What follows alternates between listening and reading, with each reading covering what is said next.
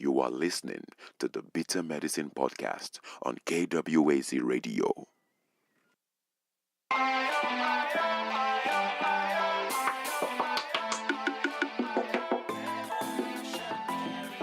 Welcome to the Bitter Medicine Podcast, where it's all about Black empowerment.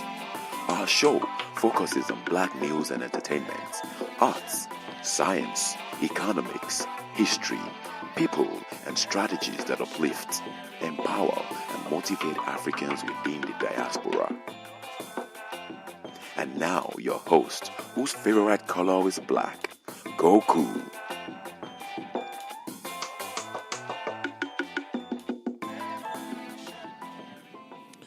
Welcome back to the Bitter Medicine Podcast. I'm your host, Koku. And today, I had to put this show together kind of last minute. I was supposed to interview somebody, and that fell through. But before we get into today's show, let me give my customary free business shout-out. Once again, a free business shout-out goes to Stephanie Renee's Salon at 1614 West Main Street in Kalamazoo, Michigan. Their phone number is 269-459-6535. That's 269-459-6535. They are conveniently located inside Cali Beauty. Hit them up. Next up is amymarie.maven.com. That's AMYMARIE.MAYVENN.com. AmyMarieMaven.com specializes also in hair care products, and they aim to provide high-quality products with an unparalleled shipping and shopping experience. Next up is Melanated Conscious Society. If you listen to our previous podcast, you heard me interview Kepra L from Melanated Conscious Society. You can visit them at www.melanatedconscioussociety.com. They are a mentor, Black community empowerment organization located in Jacksonville, Florida. Make sure to follow them on social media.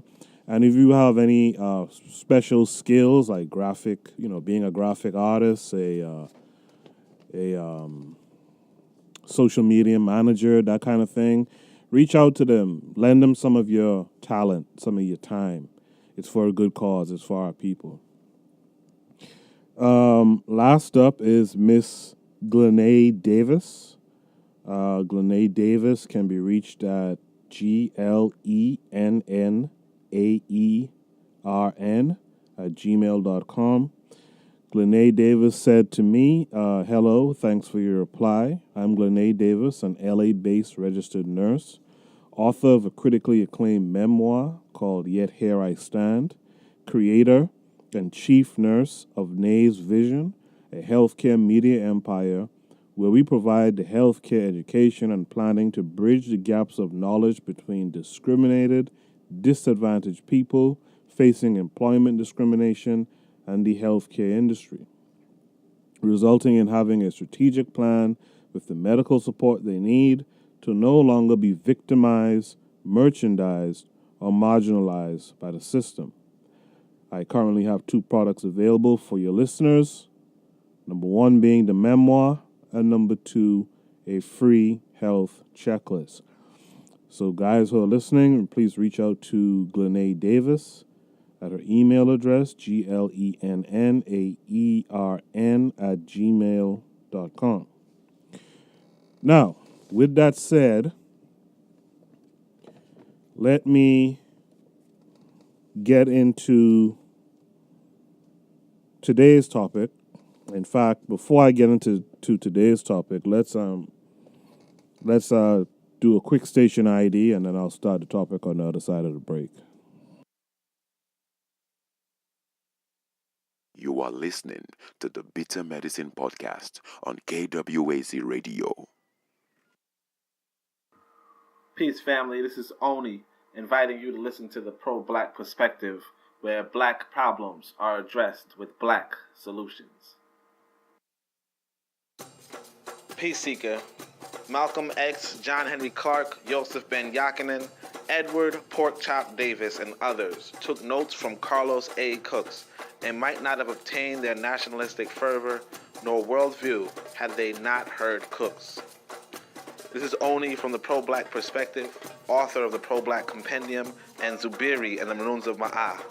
I scanned 2 out-of-print books valuing $800 new on Carlos A. Cooks, the foremost black nationalist after Garvey, and added Cooks magazines into one ebook that I can send you for your reciprocity. Send some love to cash.me/$ABSONI with the subject Carlos and your email address, and if your love is strong for your people, you'll get a book. If your love is too weak, you'll get a refund, and you should double your love next time. Carlos is the missing link, who was probably the greatest mind in the world from 1940 to 1966, standing over King and Malcolm like a giant over midgets. These are the missing pages of black history from the 1940s to the 1960s. I just need you to believe in your way of reciprocity, and as you give, you will receive. Cash.me/$ABSONI. Show me you value your story.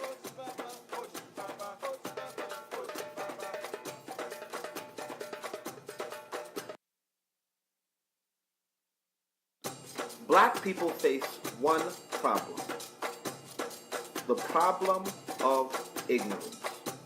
This is why those who opposed us stole us from our parents, disconnected us from our continent, and enforced on us illiteracy. But now the ignorance is self-inflicted. We send our children to their machines.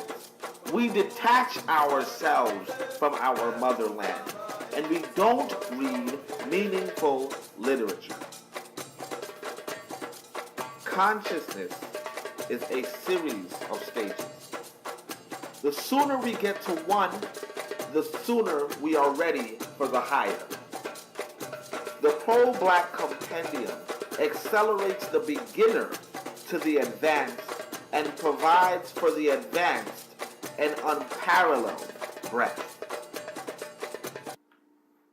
This is the sort of book your enemies do not want you to read, but our ancestors would insist you read twice.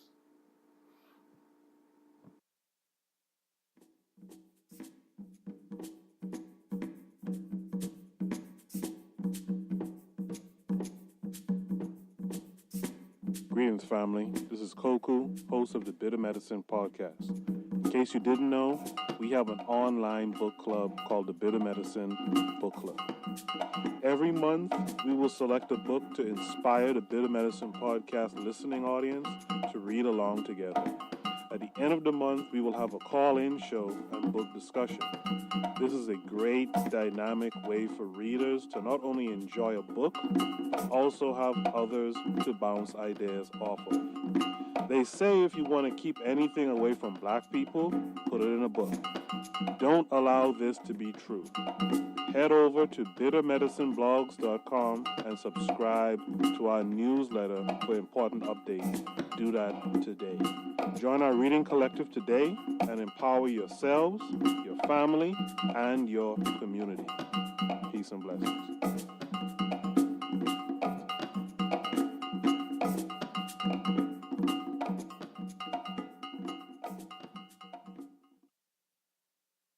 You are listening to the Bitter Medicine Podcast on KWAZ Radio. Welcome back to the Bitter Medicine Podcast. I'm your host, Koku. As you heard in the last spot talking about the book club, just a reminder, friendly reminder, the August book reading has been selected, and we're going to be reading The Psychopathic Racial Personality and Other Essays by Dr. Bobby E. Wright. You can go to our social media pages, or you could just go right to our website, bittermedicineblogs.com or bittermedicinepodcast.com, and you could use the affiliate links there to purchase your copy of the book. This should be a good reading. I have been wanting to do a podcast on menticide for a while now. So by all means, please join us. And as always, the discussion doesn't end when the month ends. We're going to do a podcast next Sunday discussing the current month's book. Me and Carl Hezekiah should be doing that next week. And like I said, there's the opportunity to comment and have, a dialogue with others about the book. And I applaud you guys who have been having great discussions with me on Instagram. In fact, Instagram has this new feature called Instagram TV. And it's pretty new. People aren't sure how to creatively use it. And I'd like some ideas from you guys. I have an idea. I think it'll be a good one. It's a weekly kind of offshoot of this show. It'll still be called the Bitter Medicine Podcast, but it's a segment I've been thinking about doing for a while, and I think that'll be a good platform to do it. But I'd love to hear what you guys think. I want this show to be interactive. I want you guys to talk to me as much as I talk to you. So keep that in mind. Hit me up by email. You could email me at bitter.medicine.podcast@gmail.com. Or you could hit me up on Instagram or Twitter. So today's show, as I said at the top of the show, I had it planned. I was supposed to be interviewing someone about some community organizing they've been doing, but that fell apart at the last minute.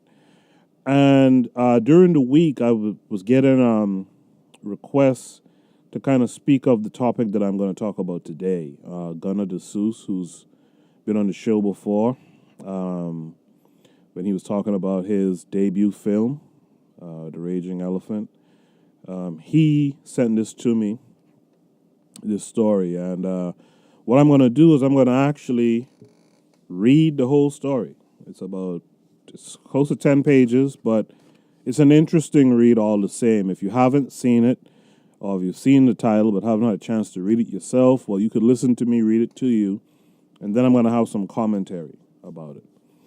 The article in question was posted in the New Yorker. It's called "My Great-Grandfather, the Nigerian Slave Trader." Now, no disrespect to our African siblings, but as you know, some of our African names are very difficult to pronounce and to get it right. So I'm going to try to avoid reading the difficult names as much as I can so that you could just follow through with the story. Okay? So this author, she has a authentic African name. I want to say is Ada Obi. But her middle name is Tricia, so that's easy enough. So here's what Tricia had to say in this article called "My Great-Grandfather, the Nigerian Slave Trader." This was published in the New Yorker on July 15th. My parents' home in Umazi, Nigeria, stands on a hilly plot that has been in our family for more than 100 years. Traditionally, the Igbo people bury their dead among the living, and the ideal resting place for a man and his wives is on the premises of their home. My grandfather, Erasmus, the first black manager of a Bata shoe factory in Aba, is buried under what is now the visitors' living room. My grandmother, Helen, who helped establish a local church, is buried near the study. My umbilical cord is buried on the grounds, as are those of my 4 siblings. My eldest brother, Namdi, was born while my parents were studying in England in the early 1970s. My father preserved the dried umbilical cord and 18 months later brought it home to bury it by the front gate. Down the hill near the river, in an area now overrun by bush, is the grave of my most celebrated ancestor, my great-grandfather. My great-grandfather was a slave trader who gained power and wealth by selling other Africans across the Atlantic. He was a renowned trader, my father told me proudly. He dealt in palm produce and human beings.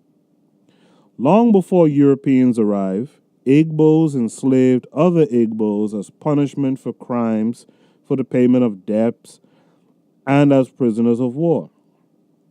The practice differed from slavery in the Americas. Slaves were permitted to move freely in their communities and to own property, but they were also sometimes sacrificed in religious ceremonies or buried alive with their masters to serve them in the next life. When the transatlantic slave trade began in the 15th century, the demand for slaves spiked. Igbo traders began kidnapping people from distant villages. Sometimes a family would sell off a disgraced relative, a practice that a professor of Igbo history at the University of Nigeria likens to the shipping of British convicts to the penal colonies in Australia.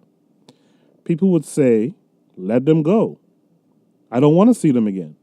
Between the 15th and 19th centuries, nearly 1.5 million Igbo slaves were sent across the Middle Passage. My great-grandfather was given the nickname, which means from the Bonny Port region, because he had the brighter skin and healthy appearance associated at the time with people who lived near the coast and had access to rich foreign foods. In the late 19th century, he carried a slave trading license from the Royal Niger Company, an English corporation that ruled southern Nigeria.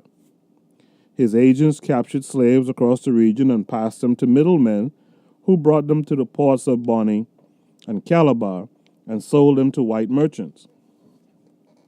Slavery had already been abolished in the United States and the United Kingdom, but his slaves were legally shipped to Cuba and Brazil.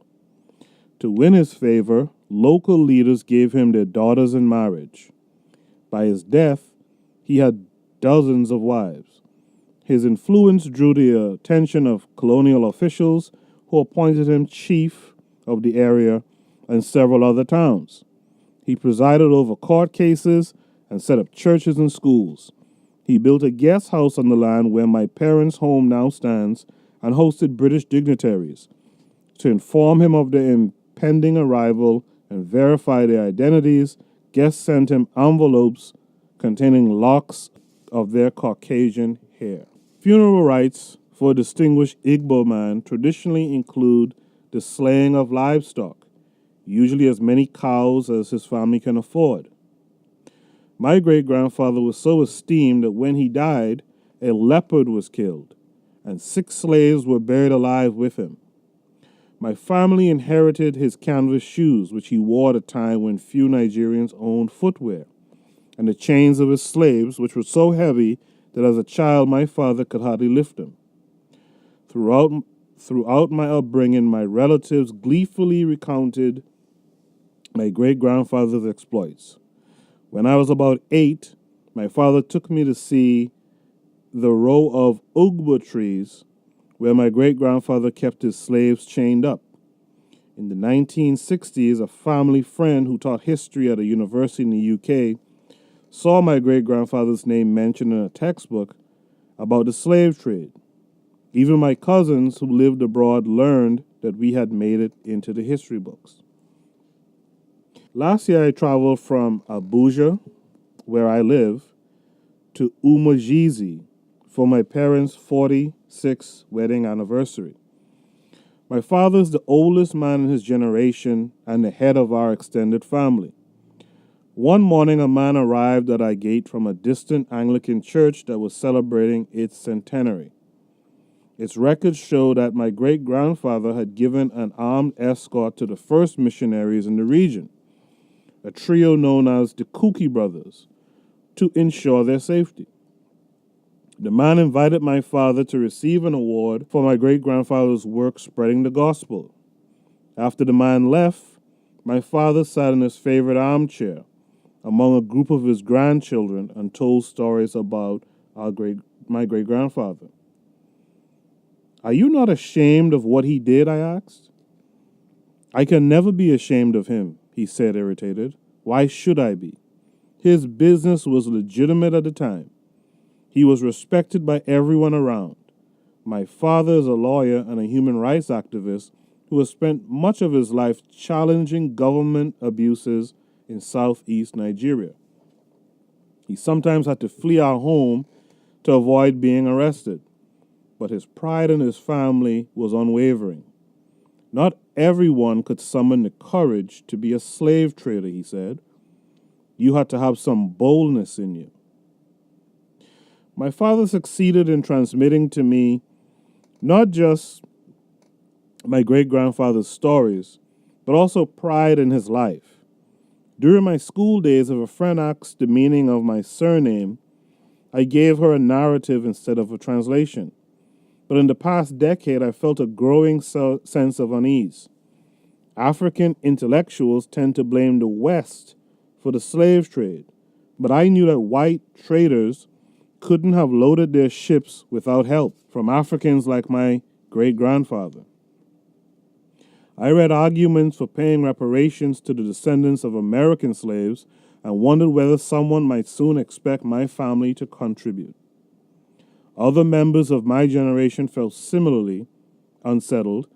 My cousin Chidi, who grew up in England, was 12 years old when he visited Nigeria and asked our uncle the meaning of our surname. He was shocked to learn our family's history and has been reluctant to share it with his British friends. My cousin, Chioma, a doctor in Lagos, told me that she feels anguished when she watches movies about slavery. I cry and ask God to forgive our ancestors, she said. The British tried to end slavery among the Igbo in the early 1900s, though the practice persisted into the 1940s. In the early years of abolition by British recommendation, masters adopted their freed slaves into their extended family. One of the slaves who joined my family was a convicted murderer from another village who chose slavery as an alternative to capital punishment and eventually became my great-grandfather's most trusted manservant. In the 1940s, after my great-grandfather was long dead, this servant was accused of attempting to poison his hair in order to steal a plot of land. My family sentenced him to banishment from the village. When he heard the verdict, he ran down the hill and flung himself on my great-grandfather's grave and wept, saying that my family had once given him refuge and was now casting him out.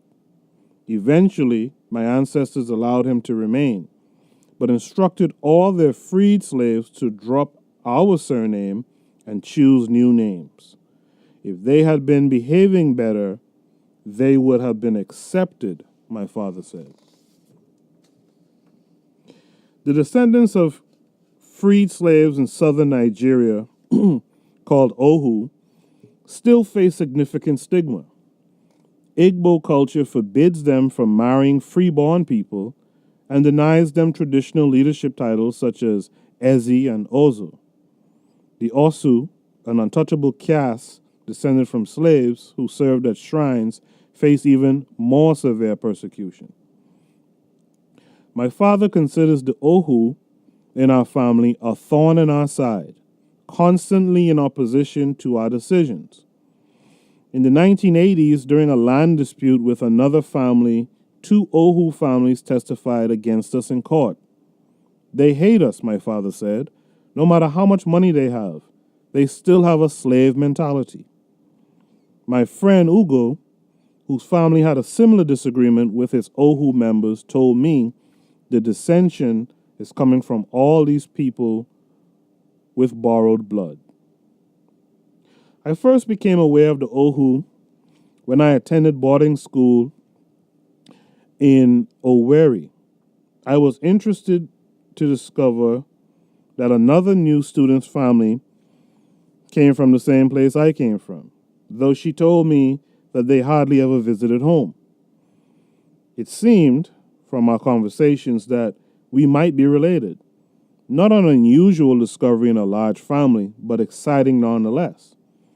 When my parents came to visit, I told them about the girl. My father quietly informed me that we were not blood relatives. She was Ohu, the granddaughter of my great-grandfather. I'm not sure if this revelation meant much to me at the time. The girl and I remained friendly, though. We rarely spoke again about our family. But in 2000, another friend was forbidden from marrying a man she had dated for years because her family found out that he was Osu. Afterward, an Osu friend told me that growing up knowing that her ancestors were slaves was sort of like having the boogeyman around. Recently, I spoke to a 39-year-old Ohu member of my family. The way you people behave is as if we are inferior, she said. Her parents kept their Ohu ancestry secret from her until she was 17. Although our families were neighbors, she and I rarely interacted. There was a day when you saw me and asked me why I was bleaching my skin, she said. I was very happy because you spoke to me. I went to my mother and told her, you and I are sisters. That is how sisters are supposed to behave. Modernization is emboldening Ohu and freeborn to intermarry, despite the threat of ostracization. I know communities where people of slave descent have become affluent and have started demanding the right to hold positions. Professor Okoro told me it is creating conflict in many communities. Last year, in a town in Enugu State, an Ohu man was appointed to a traditional leadership position, sparking mass protests. In a nearby village, an Ohu man became the top police officer, giving the local Ohu enough influence to push for reform. Eventually, they were apportioned a separate section of the community where they can live according to whatever laws they please, away from the freeborn. It will probably be a long time before all traces of slavery disappear from the minds of the people, G.T. Basden, a British missionary, wrote of the Igbo in 1921. Until the conscience of the people functions, the distinctions between slave and freeborn will be maintained. My great-grandfather was believed to have acquired spiritual powers from the shrine of a deity named Injoku, which allowed him to wield influence over white colonists. Among his possessions, which are passed down to the head of the family, was a symbol of his alliance with Injoku, a pot containing a human head. You had to cut the head straight into the pot while the person was still alive, without it touching the floor, my father said. It couldn't just be anybody's head. It had to be someone you knew. In my great-grandfather's case, this someone was most likely a slave. When Gilbert, my great-uncle and a previous head of our family, died in 1989, his second wife, Nena, a devout Christian, destroyed the pot. Shortly afterward, her children began to die. Mysterious deaths, one after the other. Nena contracted a strange ailment and died in 2009. Some relatives began to fear that dark forces had been unleashed. Last July, my father's cousin Sonny, a professor of engineering, visited my parents to discuss another concern, a growing enmity in our family. Minor arguments had led relatives to stop speaking to one another. Several had become estranged from the family. We always have one major disagreement or division or the other, my father's cousin Samuel told me. My cousin Ezigu was not surprised by the worrying trend. Across Igbo land, wherever there was slave trade with the white people, things never go well, he said. They always have problems there. Everybody has noticed it. My relatives thought that our family's history was coming back to haunt us. Prior to colonization, the Igbo believed that spiritual forces controlled events. If enough misfortune piled up, a family might come to believe that it was the victim of an intergenerational curse resulting from the actions of an ancestor. Family members would seek out a juju priest who would consult a deity, diagnose the root of the curse, and then expel it through a religious ritual. When foreign missionaries arrived, they persuaded the Igbos to embrace Christianity, openly at least. But belief in ancestral curses has remained, cloaked in Bible passages that refer to God visiting the iniquity of the fathers upon the children unto the third and fourth generation. Many churches now offer services similar to the old rituals in which a pastor replaces the juju priest and Jesus replaces the pagan god. This way, evil forces can be exposed without Christians engaging in idolatry. Deliverance usually requires a family to pray, fast, and renounce atrocities. In 2009, the late priest Stephen Njoku wrote a book called Challenge and Deal with Your Evil Foundations, in which he argued that some people should change their names to rid themselves of curses. It's like building a house, he told me. If you don't get the foundation right, if you use substandard materials, or if the stones were not laid properly, the building will inevitably develop cracks and collapse. A number of Igbo communities with names that extol gory histories have taken new ones. In 1992, people in my hometown became concerned about several unexplained deaths of young people. After a period of communal prayer, people gathered in the village and voted to discard the community's historic name, which means children of Ojam, the king. Ojam was a deity whom the townspeople had worshipped before, and to whom they had made regular human sacrifices. They chose the new name Umujizi, which means children who hold the kingship, to reflect our severance from the atrocities of the past. My relatives disagreed about the cause of our family's curse. Most believed that it was because of my great-grandfather's slave trading. Some suspected that it was his broken alliance with Njoku. My father thought it might have resulted from his human sacrifices. Sonny was not sure the family was cursed at all. If our problems are because of the sins of our fathers, why are the white people making progress despite the sins of their fathers, he said. Nevertheless, they agreed to hold a deliverance ceremony and settle on a plan.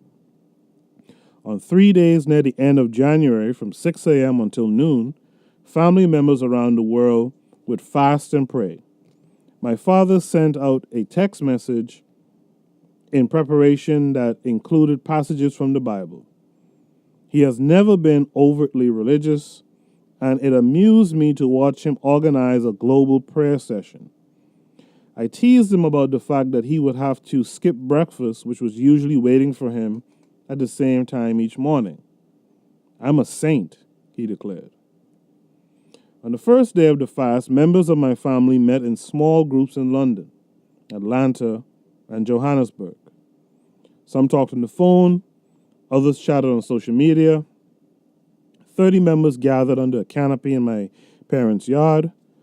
With tears in his eyes, my father explained that in my great-grandfather's day, selling and sacrificing human beings was common practice, but that now we know it to be deeply offensive to God. He thanked God for the honor and prestige bestowed on our family through my great-grandfather and asked God's forgiveness for the atrocities he committed. We prayed over a passage that my father texted us from the book of Psalms. Who can understand his errors? Cleanse me from my secret faults. Keep back your servant also from presumptuous sins. Let them not have dominion over me.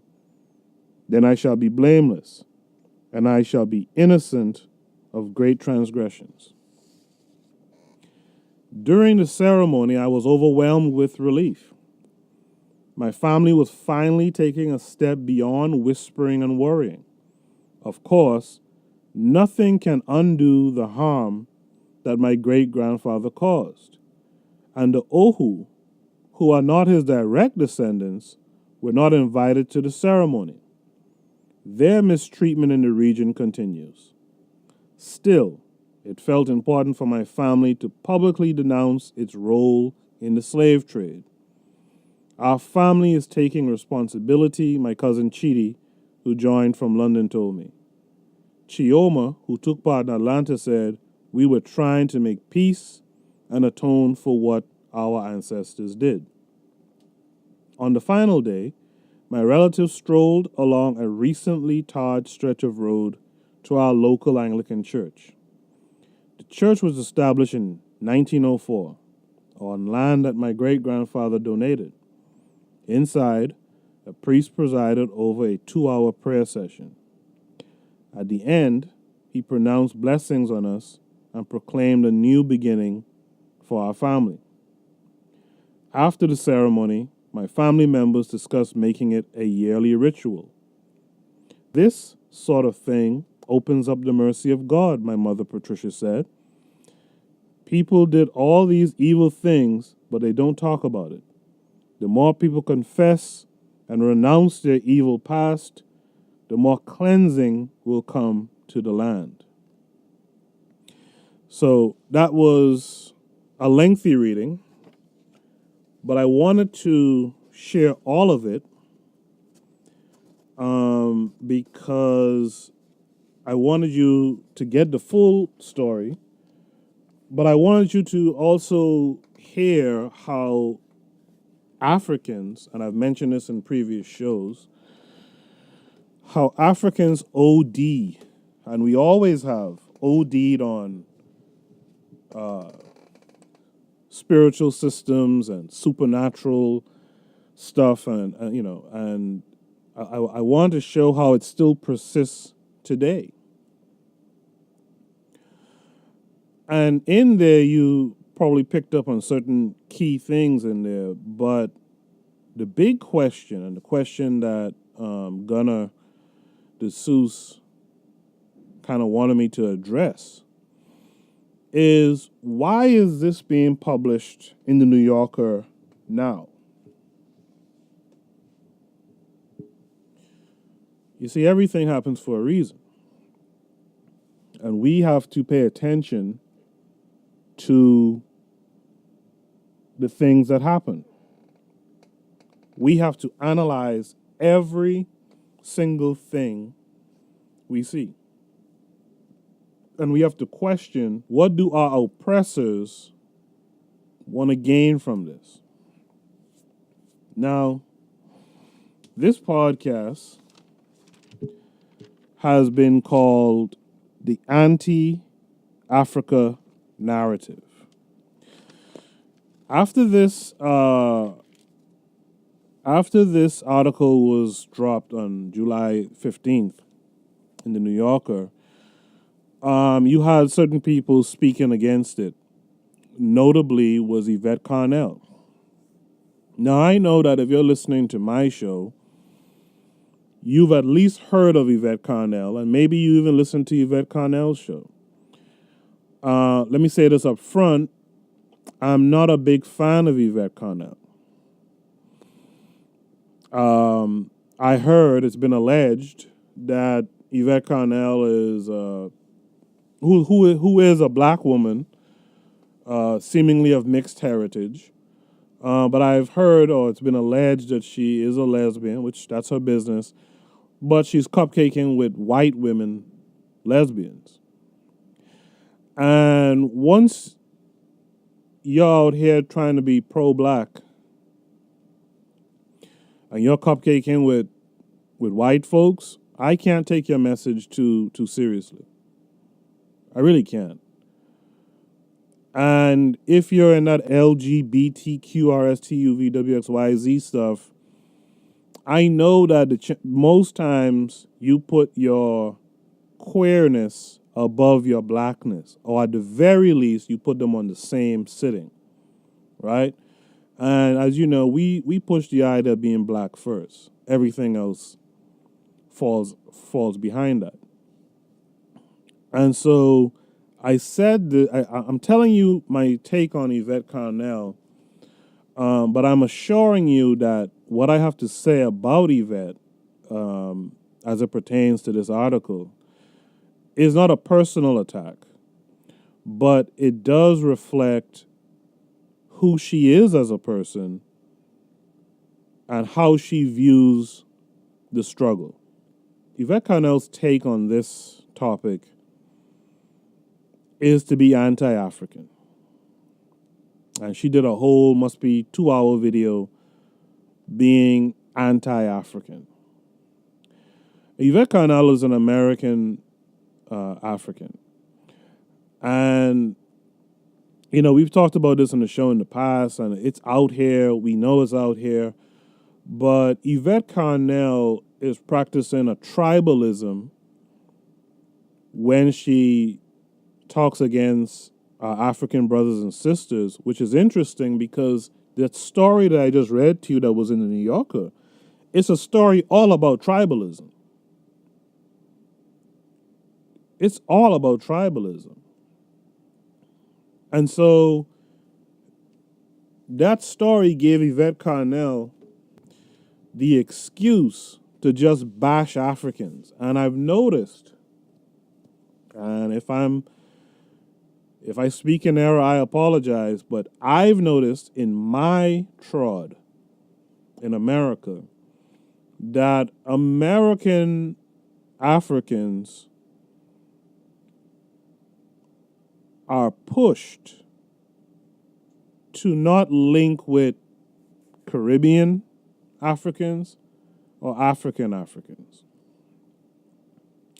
And Yvette Carnell is pushing more of that. I find, if I'm being very honest, I find that American Africans aren't into Pan-Africanism that much.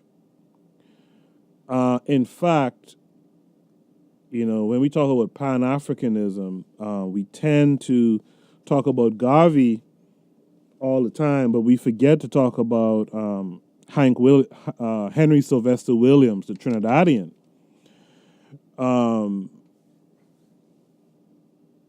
who's really one of the founders of Pan-Africanism. But even with Garvey in America, Garvey was a Jamaican. And he was talking about linking up with Africa. And a lot of Garvey's followers, most of the Garveyites, were Caribbean. Let's be very clear about that. A lot of Garveyites were Caribbean. There were some black Americans too, or some American Africans as well, but the majority of Garveyites were Caribbean. And when you look at a lot of the most vocal Africans in America in civil rights and things of that nature in that era, a lot of those guys, those men and women were Caribbean or came from direct Caribbean parentage. And Yvette Carnell strikes me as someone who's an American African of mixed background who just doesn't like Africans and probably doesn't care too much for a lot of Caribbean folks, if I had to guess. But she's very anti-African, and she pushes an anti-African narrative. This is not the first time. She did it before. I forget the circumstances, but she's done it before. And even, in fact, when Farrakhan was asking for the 10,000 strong men to start like an army, Yvette Carnell was out here pushing that scaredy cat, that afraid black woman bullshit of, trying to dissuade black folks from listening to what Farrakhan was saying. I have issues with Farrakhan, but at least in that instance, he was talking about being strong, putting up some numbers of strong black men. And she went on her platform and she shot that shit down. She shot it down. Everything she said was on some real trembling, scared of the boogeyman type thing. Yes, I know that when you talk about showing strength against your oppressor, I know that can be a daunting task. And it might even be somewhat scary, but you can't use your platform to dissuade our people from building towards something. Do you know what I mean? So that's what I have to say about it, Yvette Cotton. I'm not going to do a blow-by-blow to break down what she said about the article, but that was the gist of what she did. She spent 2 hours shitting on Africans, saying that Africans are no family of hers. And the people who follow her, who hang off her every word, my fear is they're going to say the same thing too. And when they say that, you're going to be feeding right into Whitey's warfare against you. You're going to be helping him fight the war against you. Let me take a quick station ID. On the other side, I'm going to talk some history and bring it all together. Okay? Hold on. You are listening to the Bitter Medicine Podcast on KWAZ Radio. Peace, family. This is Oni, inviting you to listen to the pro-black perspective, where black problems are addressed with black solutions. Black people face one problem: the problem of ignorance. This is why those who opposed us stole us from our parents, disconnected us from our continent, and enforced on us illiteracy. But now the ignorance is self-inflicted. We send our children to their machines. We detach ourselves from our motherland, and we don't read meaningful literature.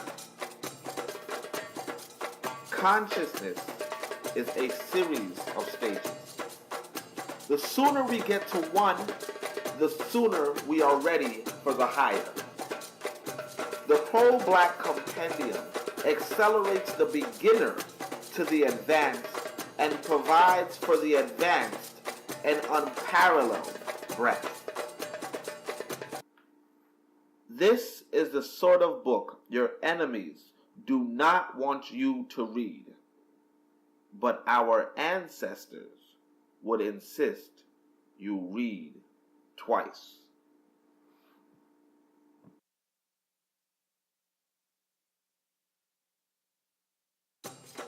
Peace Seeker. Malcolm X, John Henry Clark, Joseph Ben Yakinen, Edward Porkchop Davis, and others took notes from Carlos A. Cooks and might not have obtained their nationalistic fervor nor worldview had they not heard Cooks. This is Oni from the Pro-Black Perspective, author of the Pro-Black Compendium and Zubiri and the Maroons of Ma'ah. I scanned 2 out-of-print books valuing $800 new on Carlos A. Cooks, the foremost black nationalist after Garvey, and added Cooks magazines into one ebook that I can send you for your reciprocity. Send some love to cash.me/$ABSONI with the subject Carlos and your email address, and if your love is strong for your people, you'll get a book. If your love is too weak, you'll get a refund, and you should double your love next time. Carlos is the missing link, who was probably the greatest mind in the world from 1940 to 1966, standing over King and Malcolm like a giant over midgets. These are the missing pages of black history from the 1940s to the 1960s. I just need you to believe in your way of reciprocity, and as you give, you will receive. Cash.me/$ABSONI. Show me you value your story.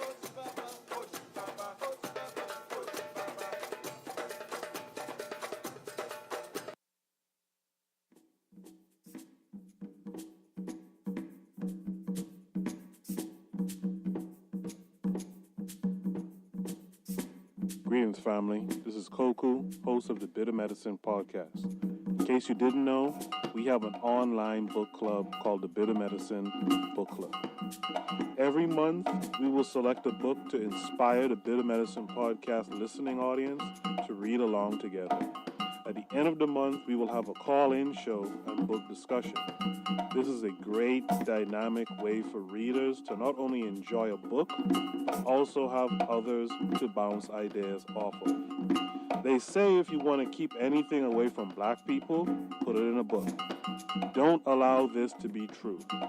Head over to bittermedicineblogs.com and subscribe to our newsletter for important updates. Do that today. Join our reading collective today and empower yourselves, your family, and your community. Peace and blessings.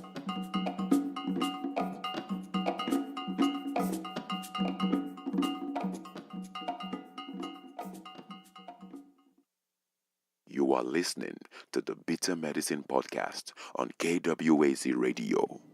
Welcome back to the Bitter Medicine Podcast. I'm your host, Koku. And today's show, we're talking about the anti-African narrative. And the reason for this discussion today is based on an article that was released in the New Yorker called My Great-Grandfather, the Nigerian Slave Trader. And also, it's because of Yvette Carnell from Breaking Brown, her commentary, her anti-African commentary based on the details in that story. Now, in the first segment, I read the story to you, and in this segment, I want to break down some things from a historical perspective, too. The fact of the matter is, when you talk about anti-African narratives, those are direct assaults on Pan-Africanism. Pan-Africanism, which is the linking of all Africans in the diaspora, is the tool that we need to get this oppression up off of us. Okay? If you want a strong African, you have to have a strong Africa. So for all of us out here in the Caribbean, in America, wherever we are, South America, for us to be strong, we need a strong Africa at our back. And so Pan-Africanism is a way of getting us thinking as one. So to speak negatively against the African, especially from a historical perspective, and link it to certain attitudes you might see expressed today, that's the work of trying to keep us separated, to keep us divided. And as you should know by now, the greatest military strategy is divide and conquer. But before I talk about divide and conquer, let me just break something down to y'all. When a North African fort fell to Portugal in 1415, that allowed the triumvirate of colonialism to take place. What's a triumvirate? Number one, the invaders came to Africa as traders. Not traitors, but traders, people who are trading goods.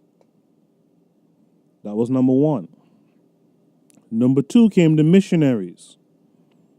People telling you that, we have a better religion. We know y'all like religion and spirituality and stuff like that, but we have something better for you. Okay? Something different. Here it is. That was number two. And then three was when the warriors came. Okay?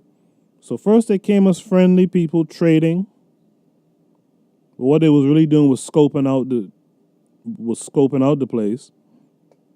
Then they sent in their holy men and women.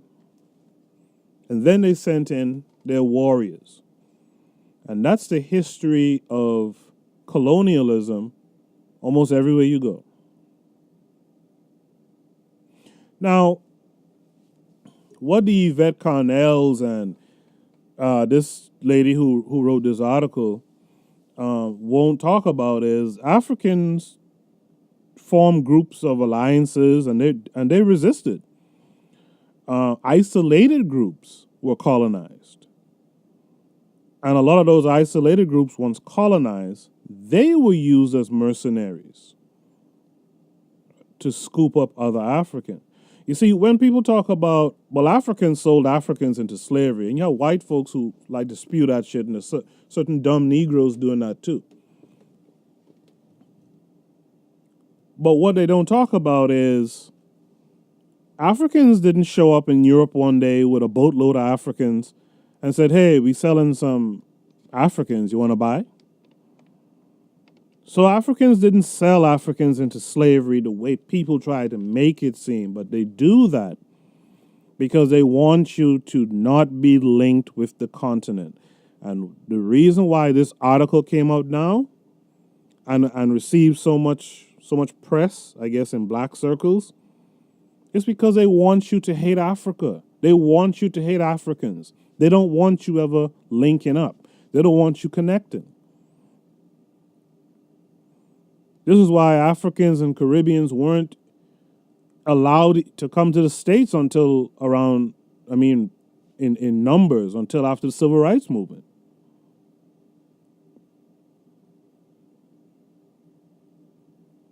So all this is called is divide and conquer. The Europeans are great at it.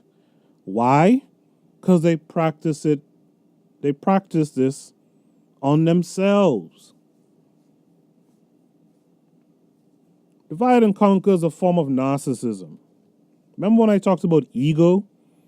Well, narcissism is like super ego, right? It's a form of narcissism.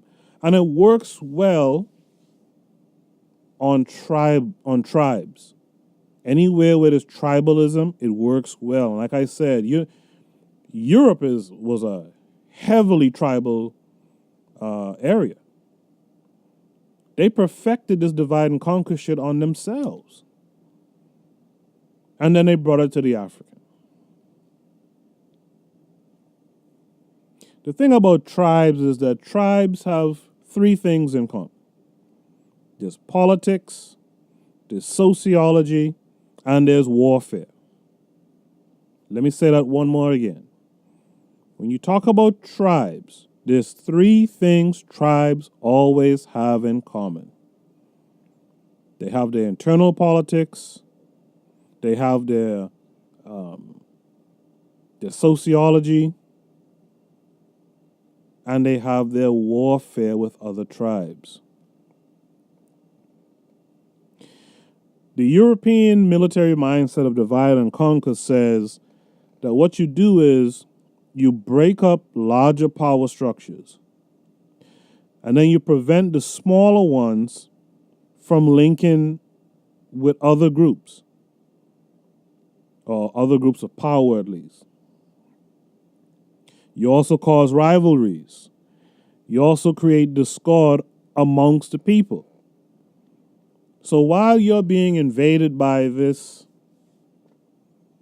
force, this foreign invader, this foreign force, they're also attacking you on the three things that tribes have in common.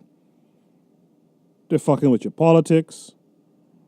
They're fucking with the social structure. They're playing on, long-held disagreements between tribes, that tribal warfare.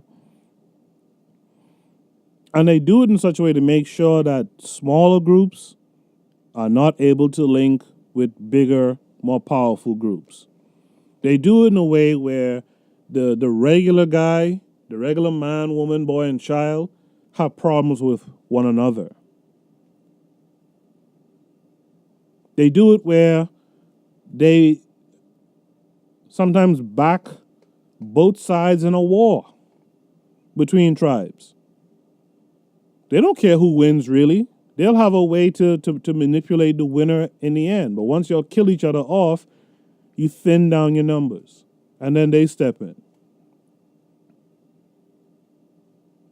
The elements of divide and conquer are encourage division among subjects to prevent alliances, promoting those who cooperate. Remember that one. Fostering distrust between local leaders. Remember that one. encouraging meaningless expenditures that reduce capability for political and military spending. Remember that one too. Because these are the ways Africa was taken by Europe, and these are the ways that Africans are being taken by Whitey today. Can't you see in our communities, meaningless spending is encouraged? People talk about the spending power that American Africans have, but most of that spending is done on meaningless shit. It's not used for political and, political power or for military spending. It's used for Jordans and iPhones and, shit like that. Can't you see in the American African community where there's a distrust between us and any leaders that we should have? I think I talked about that just a few weeks ago. Or maybe it was on social media I mentioned it. Like, within the pro-black community or the conscious community, I've noticed that with a lot of these organizations, you go to a meeting and there's a lot of distrust. People are watching you funny. People are dealing with your funny style. It's a lot of distrust. And like I said on social media, I know there's COINTELPRO history. I know it. But the groups that were messed up through COINTELPRO were messed up because a lack of vetting. They didn't vet the people they had around them. And so if you're going to be an organizer in this pro-black thing, you got to vet the people who come around you, not deal with them in distrust. We have to increase the vetting, not the paranoia. Because if we increase the paranoia, we're not going to work with each other. We're not going to work together.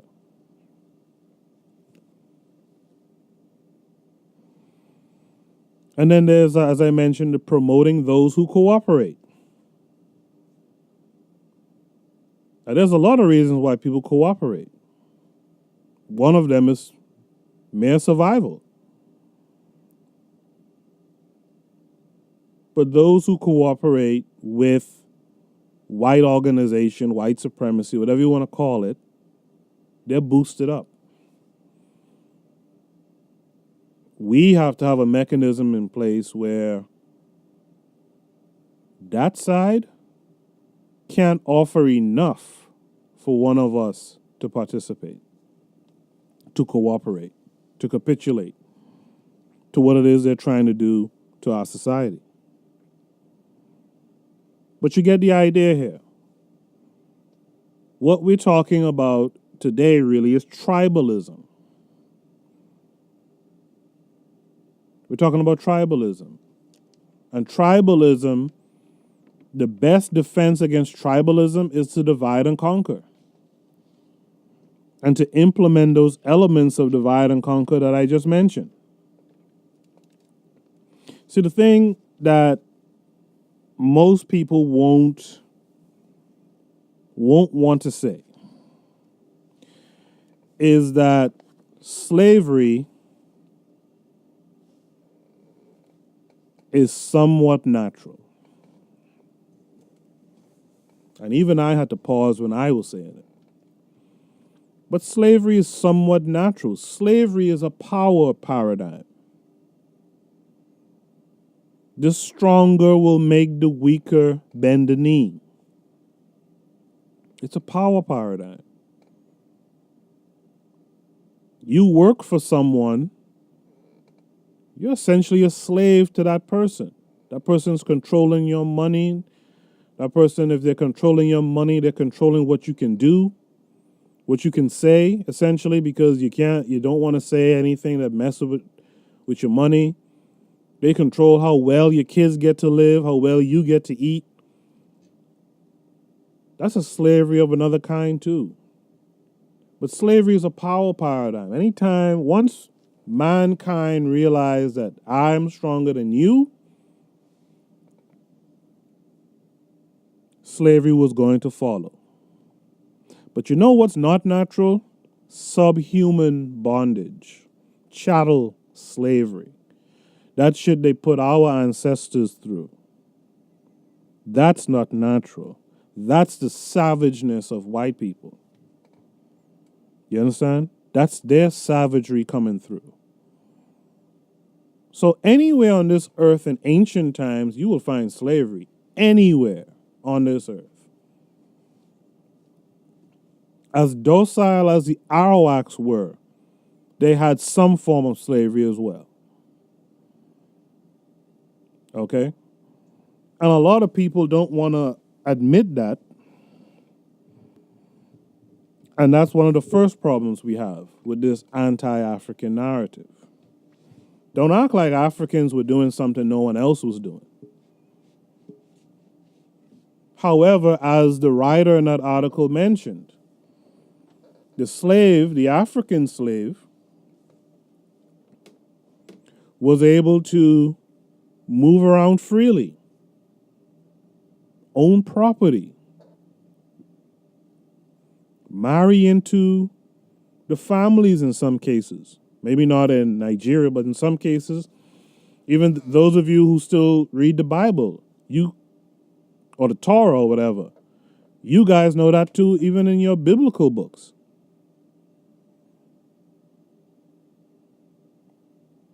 And you were a slave for a certain period of time. You were a slave because your tribe was conquered. You owed a debt. You committed a crime. Me personally, I don't like the idea of slavery, even though, yes, one's more powerful than the other, and so the weaker will bend the knee and all that stuff. I get it, but that's human nature. That's human nature. If a man is strong enough to get you to do the work for him, and he can relax and cool out and enjoy life, he's going to do it. That's just what it is.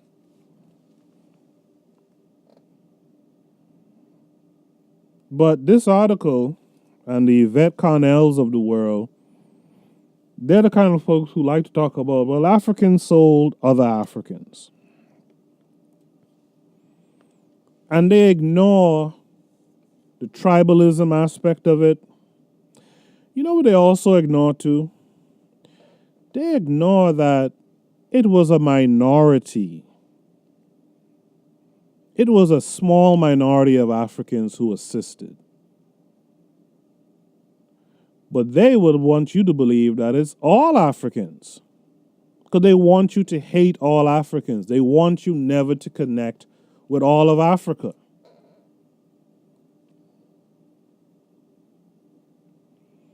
And I don't like it. But the Arabic term that Onita say from the pro-black perspective put me on to was the Askari. The Askari often did it, helped for their own survival. It was be enslaved or murdered or help. And as I mentioned before, one of the elements of divide and conquer is to promote those who help you, which is a win-win for the oppressor because now they can make it look like you're the bad guy.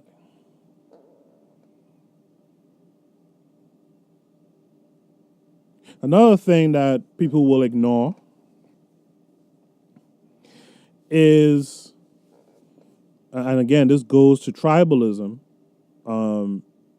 is in the article, the writer talks about how they weren't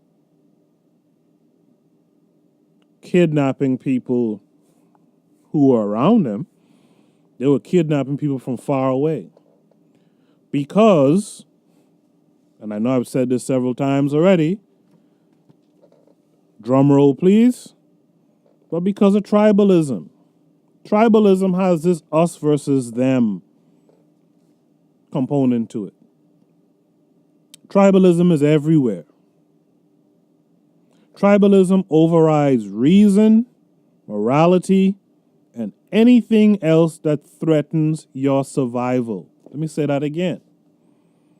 Tribalism overrides reason, morality, and anything else that threatens our survival. So on one hand, tribalism is kind of a good thing, but not really. Tribalism is also very damaging. And when I say tribalism is everywhere, let me give you an example of tribalism right here in Brooklyn. A Jew in Brooklyn was shunned by his community, by his tribe of Orthodox Jews, for reporting another Jewish male who was sexually abusing his son. So this Jewish man had a son, and that son was being sexually abused by another Jew, Orthodox Jew. He reported that man to the police, not the Schonheim police, the real NYPD police. And what did he get in return? He was shunned and ostracized by his tribe. The tribe saw it as disloyal. Now, your son was being sexually abused by a man.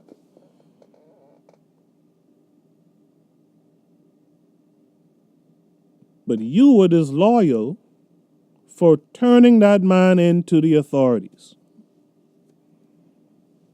You see what I mean when I say tribalism overrides reason, overrides morality, and anything else that threatens survival? It's not just African people. It's everywhere. Everywhere there was tribalism. And these are the results of tribalism. What happened in Africa that led us, people like myself from the Caribbean, people like you guys who are listening, who are from America, maybe South America, etc., the tribalism. Again, nothing new, nothing different from anywhere in the world. But when you have these savages come from Europe looking to exploit the land, they had to get the people out of the way too. They had to use the people. They had to divide and conquer the people. So, as that example I gave with the Jewish guy, you see, tribe first, morals second. When the writer of that article asked her father if he isn't embarrassed by what her great-grandfather did, he wasn't. Because he was sticking to tribalism. Tribe first, morals second. Tribalism causes wars, causes genocides, where people wipe out the next group to keep ourselves safe. That's usually the rationale for a genocide, right? All that is tribalism, racism. Our tribe is better than your tribe. Whitey thinks he's better than us.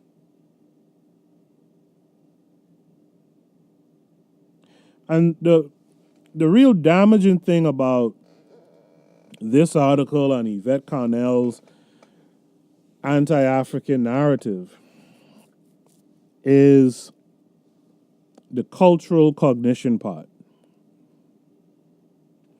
Cultural cognition says that our views are powerfully shaped in a way that our views agree with the beliefs of the group that we strongly identify with. So, if you're an American African, and that's the group that you strongly identify with, your cultural cognition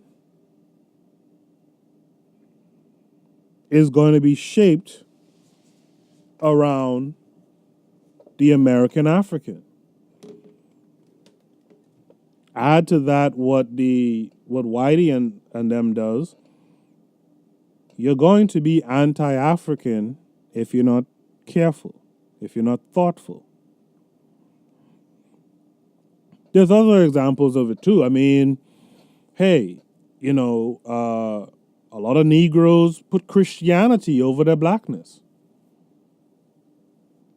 Let's just keep it all the way real. A lot of LGBTQ people put their queerness over their blackness. All of that is cultural cognition. And the real crazy thing about that is if you attack that belief, you make them believe it even stronger. So when I did the War on God podcast, which I got some criticism for, fuck 'em.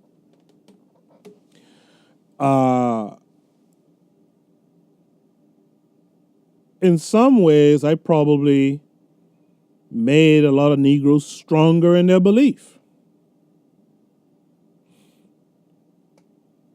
Because that's the thing about beliefs. No matter how much logic you throw at it, it's these people's belief.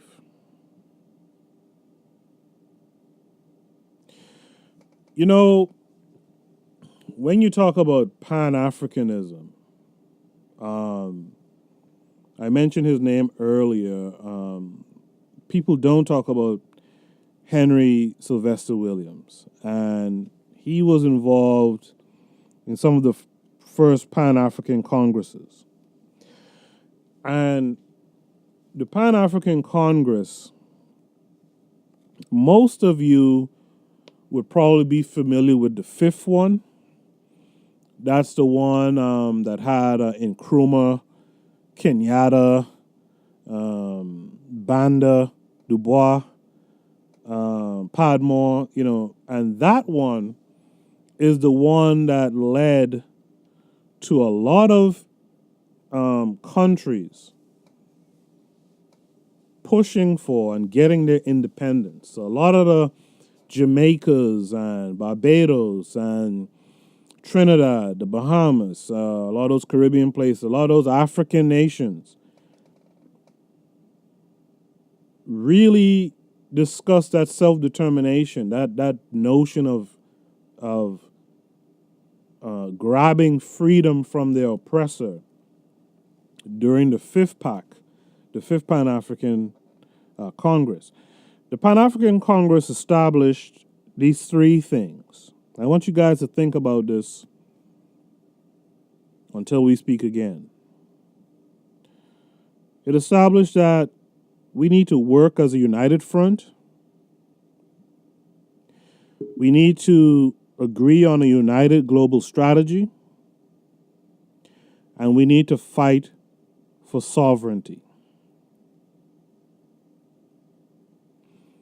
Think of those three things. Work as a united front, agree on a united global strategy, and fight for sovereignty.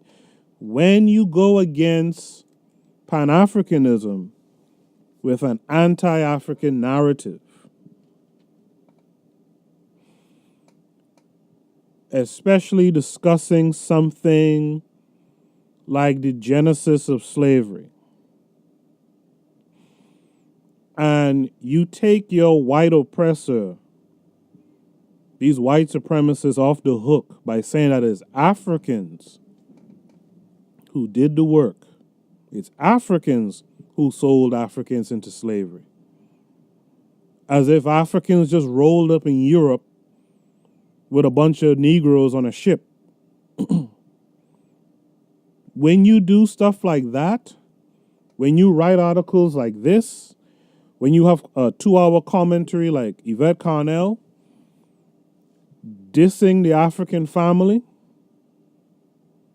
you're breaking any chances of having this Pan-African alliance. You'll never be able to work as a united front. You'll never be able to agree on a united global strategy. And you damn sure won't be able to fight for any kind of sovereignty.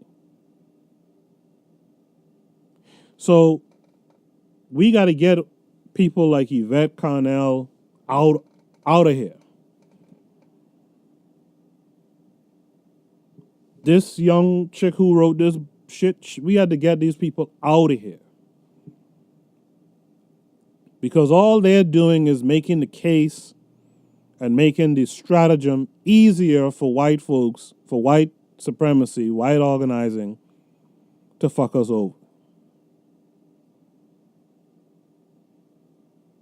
I'm all for black voices, males, females, men, women, children. I'm all for it, but not this way.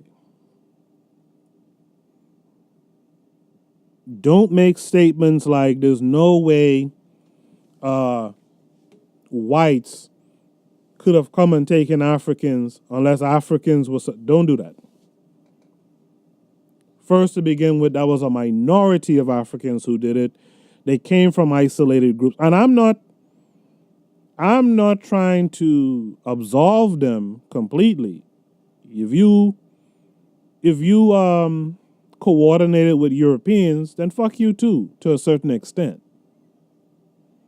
But don't take that minority of people and expand it to being all Africans so that we can hate African people now, right? Which is easy to get certain groups to do, particularly American Africans, right?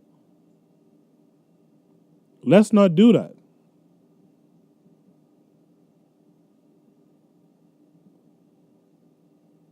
Now, does there need to be a change in mindset from Africans in the continent? Absolutely. Because you guys are still pushing some tribalism to this day that's just ridiculous. Absolutely. But doing what Yvette Carnell has done here, doing what the author of this piece has done here, this is not productive. This is not productive. Henry Sylvester Williams, Marcus Garvey, none of those guys would do that.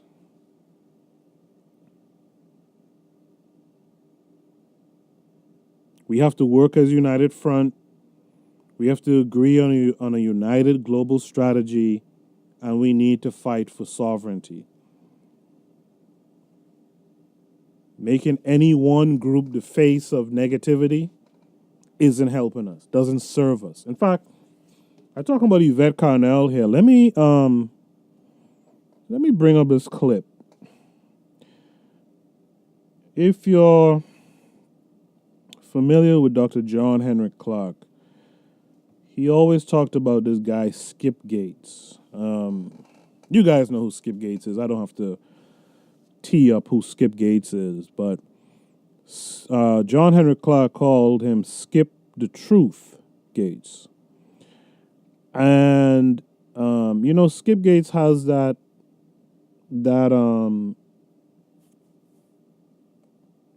he has that thing he's doing PBS where he helped people trace their lineage to Africa and stuff. And there was some controversy with Ben Affleck was on there. And they were able to figure out that Ben Affleck had a forefather who owned slaves. No surprise. And Ben Affleck asked that it wasn't included in the show that was put out or something like that.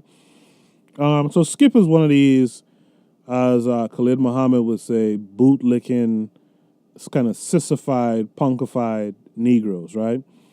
Let me play this clip where Skip the Truth Gates also talks about Africans started slavery. He was doing this DNA test for Tom Joyner. Take a listen to this.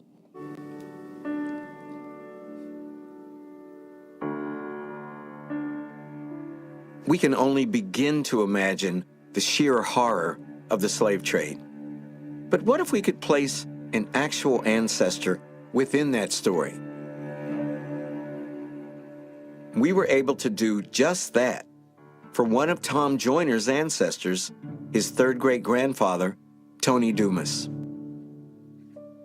Can you read where it lists Tony Dumas' birthplace? In the far right. Place of birth, Africa. Africa.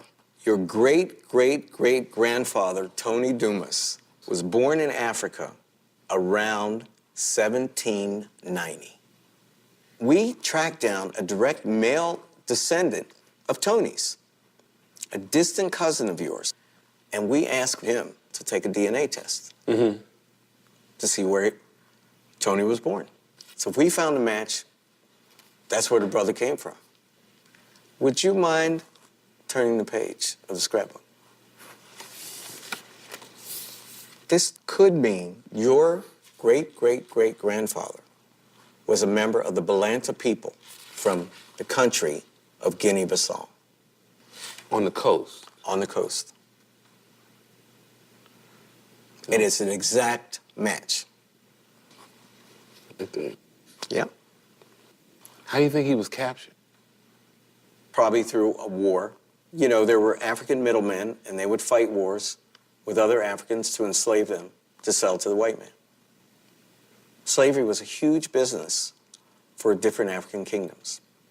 You know the story that we got when we were kids, that your ancestor was out on one Sunday with his girlfriend and some white man jumps out of the bush and throws a net over him? It's not how it happened. Slavery was big business. Africans sold other Africans to the Europeans. So after he was snatched from Africa, came over on a slave ship, on that long boat ride. From hell. Yes.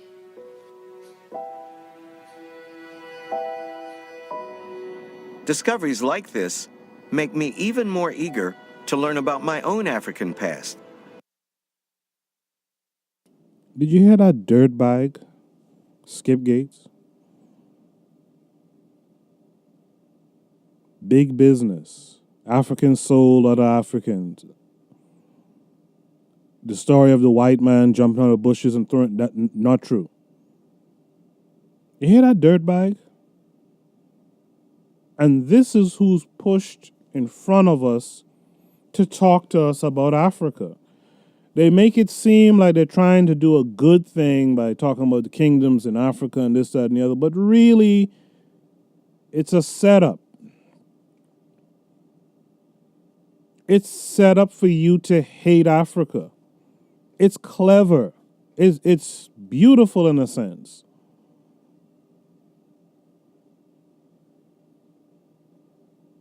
And we fall for it time and time again. And they get dirtbags like Skip. And I'm sure when he traces his ancestry, he's one of the Ascari people. He's one of the force publique.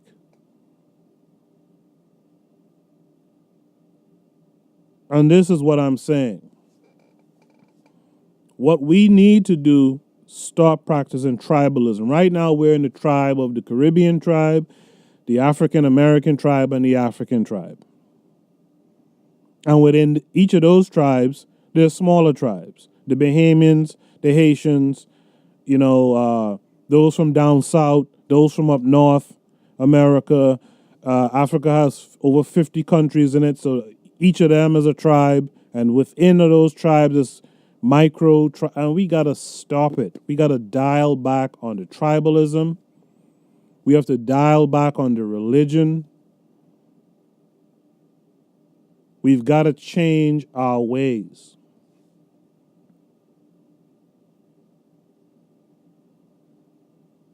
Yvette Carnell pushes this narrative that the African, and also the Caribbean too, but the African comes and the Caribbean comes and takes from the black American, looks down on black Americans. There might be some instances of that, but that's the minority. And even if it was the majority, our work as Pan-African people is to get people to turn away from that bullshit, to embrace each other, to link with each other. That's what we have to be about. The greatest person for us who've been born and bred outside of Africa, the greatest person to help us connect is the African who's from there. We would have a hard time knowing what localities we come from in the continent, and at this point, we shouldn't even really worry about that too much. We know the story of slavery, of subhuman bondage. We know what they did to us. Don't worry about that shit no more. Worry about connecting with Africa, wherever you choose. Worry about empowering Africa and Africans.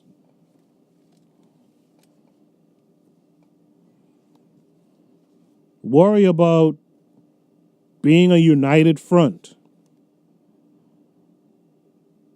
Worry about agreeing on a code of conduct, a united global strategy. Worry about your fight for sovereignty. This is what you need to worry about. Throw away Skip Gates. Throw away the Yvette Carnells and this other jackass who wrote the article here that I read. Forget about these people. There's an agenda here. It's for you to stay disconnected from the global you, from the continent, from the Caribbean, from the Africans in America. And I want y'all to pay attention to that going forward. There's people who will come to you and they'll speak some nice things and they'll even try to show you some of the greatness of Africa, but there's a dig in there. There's something in there to turn you away from Africa. I want you to remember that. They don't show Europeans images to turn them away from Europe. They never do that. And I don't think the average European in America would even stand for it. We got to stop doing that. If you meet a German out here, you think that German is worrying about what Hitler did? Hell no. You see what I'm saying? So, anyway, I'm not going to belabor the point. Like I said, this show was kind of put together at the last minute because I was supposed to do an interview today, but it didn't pan out at the last minute. I hope you enjoyed this. I hope I was clear enough with the message I was trying to get across. Again, if you have any suggestions for how I should use Instagram TV, let me know. I have an idea, but you guys may have a better one. Any comments you have for this show, make sure to head over to YouTube or head over to the website and post your comments, post any questions you might have. Make sure to like and share this when it comes up on your social media. Make sure to subscribe to us on Apple Music, iTunes, or any podcast app that you use. Until next time, this has been the Bitter Medicine Podcast. I appreciate you. Peace. Thanks for listening to the Bitter Medicine Podcast with your host, Koku. If you like what you just heard, we hope you pass along our web address, bitamedicineblogs.com, to your friends and colleagues, and share our show to all your social media.